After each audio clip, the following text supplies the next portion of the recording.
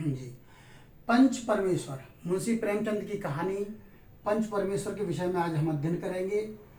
इसके लेखक हैं कथा सम्राट मुंशी प्रेमचंद। प्रस्तुति मैं रंजीत, सहायक आचार्य, हिंदी विभाग, धर्म समाज कॉलेज, अलीगढ़।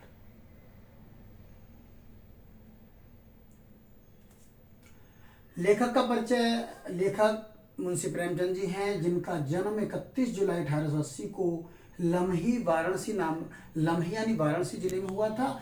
और जो लम्ही गांव है ये लगभग 4 मील दूर है वाराणसी से। इनका वास्तविक नाम धनपत राय श्रीवास्तव है। इनके उपनाम नवाब राय। उर्दू में इन्होंने जो रचनाएं लिखी वो नवाब राय के नाम से लिखी। हिंदी में जो रचनाएं इन्होंने की वह प्रेमचंद नाम से की। इनके पिता श्री अजायब राय थे।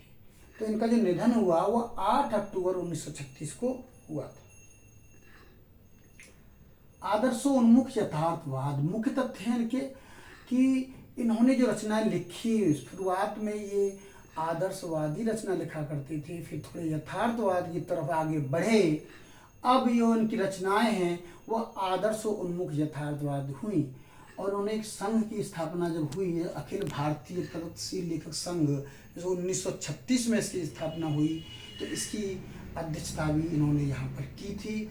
इनकी जो रचनाएं हैं वो गोदान है, कर्मभूमि उपन्यास है, रंगभूमि है, सेवा सदन, निर्मला और एक कहानी संग्रह मानसरोवर खंड जो अत्यंत प्रसिद्ध है। इसके अलावा प्रेम निधि भी एक अन्य कहानी संग्रह है।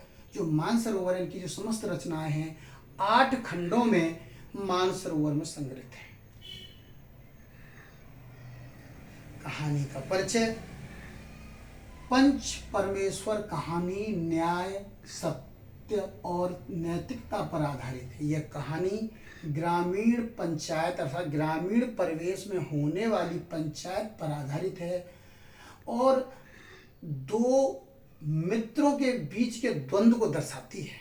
इसका मुख्य जो है मुख्य सार है कि 2 मित्र हैं, जुम्मन मियाँ और अलगू चौधरी, जो परम मित्र हैं।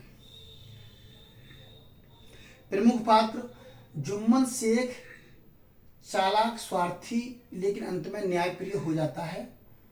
अलगू चौधरी ईमानदार प्रवृत्ति के हैं, न्यायप्रिय हैं और एक परम मित्र भी हैं। जुम्मन की एक खाला है, वृद्ध महिला हैं जो न्याय के लिए लड़ती हैं। एक समझू साहू है जो व्यापारी है। करीमन जुम्मन की बेगम और चौधरायन अलगू चौधरी की पत्नी। इसके अलावा रामधन मिश्र हैं। और पंच परमेश्वर से तात्पर्य पंच यानी कि एक पद है।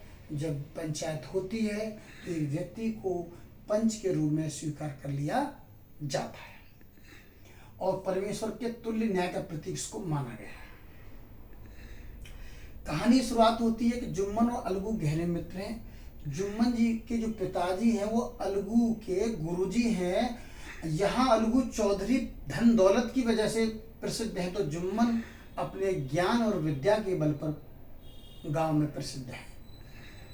जुम्मन के परिवार की एक खाला है जो थोड़ी सी मिल्कियत रखती, थोड़ी सी जमीन उनके हिस्से में आ गई है, तो वो अपनी जमीन को जुम्मन के नाम पर रजिस्ट्री कर देती हैं और इसके एवज में जुम्मन शेख जीवन भर उनको सेवा शुश्रूषा करने की बात कहते हैं कि आप आराम से हमारे घर में रहिए, हम आपकी सेवा करेंगे, आपको खाने पीने की हम अच्छी पूरी व्यवस्था आपकी रखेंगे, आप बुजुर्ग हो गई हो।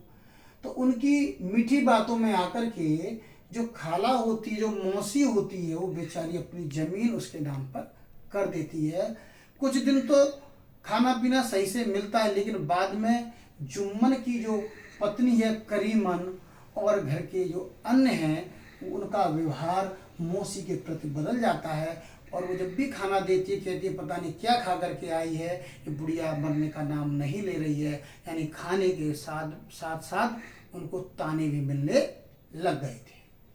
इससे जब उसकी स्थिति कहती कि मैं सहन नहीं कर पाऊंगी इनके ताने सुन करके, तो वो पंचायत बुलाने की धमकी देती है।